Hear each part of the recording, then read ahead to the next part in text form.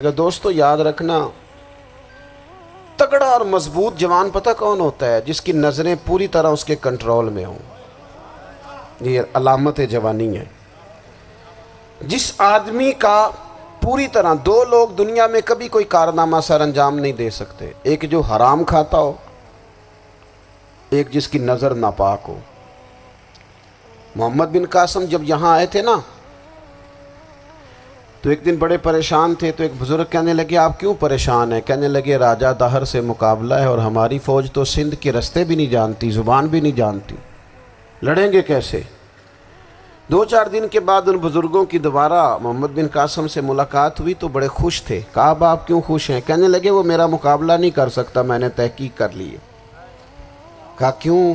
کہنے لگے نظر کا گندہ ہے، اور جو نظر کے گندے ہوتے ہیں وہ میدانوں میں ٹھہرا نہیں کرتے۔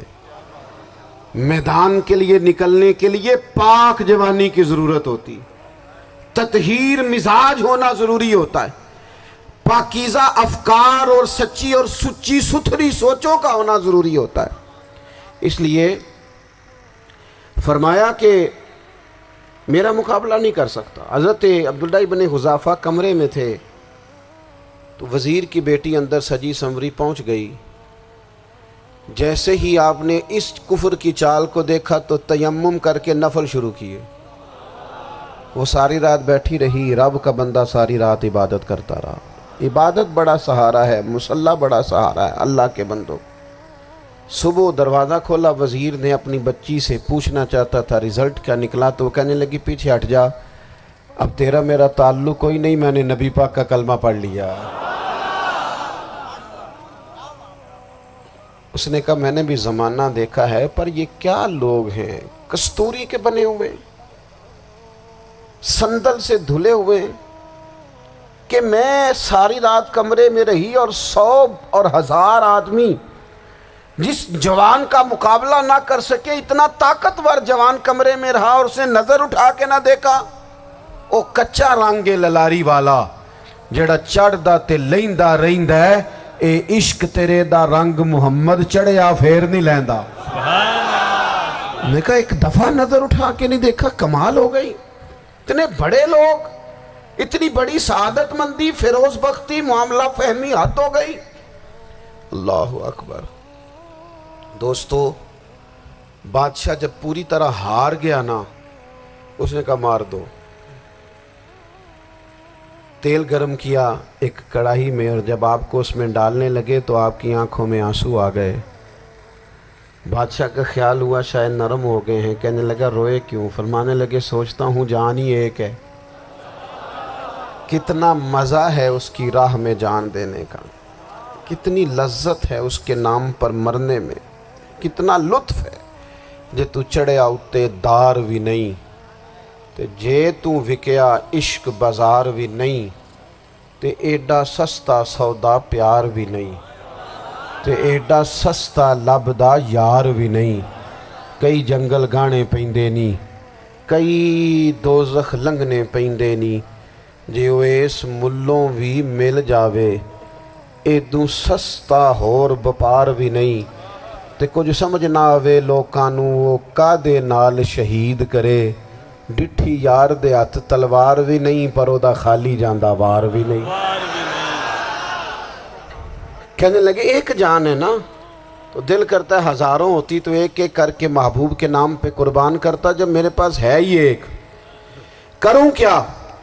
حضرت عبداللہ ابن حذافہ رضی اللہ تعالیٰ عنہ جب روئے اور بادشاہ نے یہ بات سنی، تو بادشاہ اٹھ کے کھڑا ہو گیا، سارے وزیروں مشیروں کو کہنے لگا تم نے کہا تھا نا بندہ ضائع کرنے والا نہیں، یہ بھی ضائع کرنے والا نہیں۔ کہنے لگا میرا ماتھا چومو، تم جیسے لوگوں کو قتل نہیں کرنا چاہیے، آزاد کرنا چاہیے۔ عزیز اپنی زندگی سے نا یہ بہت زیادہ ہرس، ہوس، طمع، اور یہ کسی بات کی بھی ہو، ہرس صرف پیسوں کی نہیں ہوتی ہے، شہرت کی بھی ہوتی ہے، یہ بیماری انسان کو اقتدار کی بھی ہوتی ہے، تعریف کی بھی بیماری ہوتی ہے، یہ سارے نقص ہوتے ہیں لوگوں کو، اور معاذ اللہ بعض جبوں کبوں کے اندر بھی ہوتے ہیں، وہاں بھی پنپتے ہیں۔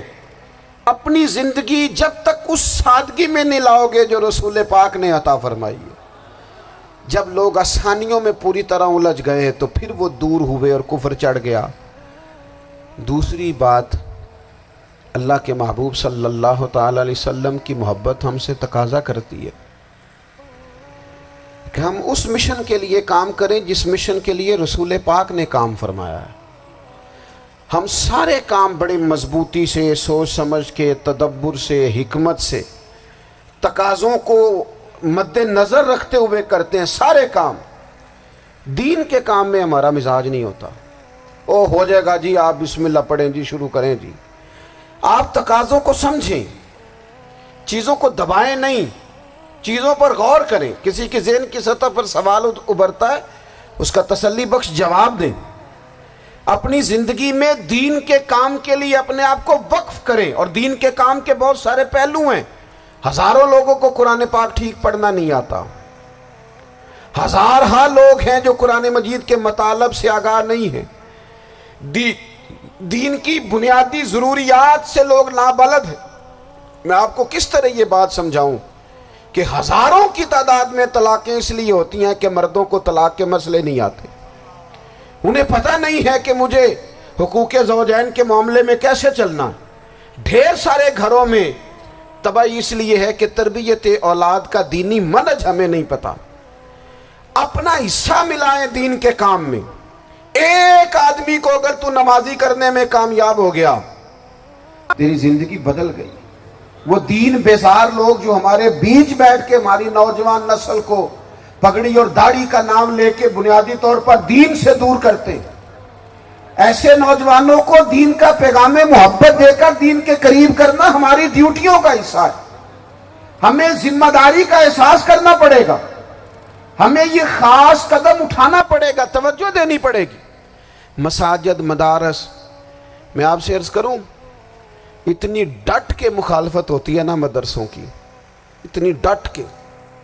میں ادارہ چلاتا ہوں، اس کے چلانے میں جو مشکلات ہیں وہ تو ہم بتا نہیں سکتے آپ کو، اس لیے کہ میری قوم، میرا اس قوم سے تعلق ہے جو نعت خواں امیر کرنا چاہتی ہے، مدرسے نہیں۔ ہاں، نقیب خطیب پیدا کرنا چاہتی ہے، شعر و شاعری کی زندگی کو پروان چڑھانا چاہتی ہے۔ فقط ہمارا ان لوگوں سے تعلق ہے جو لاکھوں کروڑوں روپیہ محافل پہ لگائیں گے، اور قاری صاحب بیچارے اگر مسجد کا کوئی ہونے والا کام کسی وقت بتا دیں گے تو وہ بڑی مشکل آ جائے گی ان کے لیے۔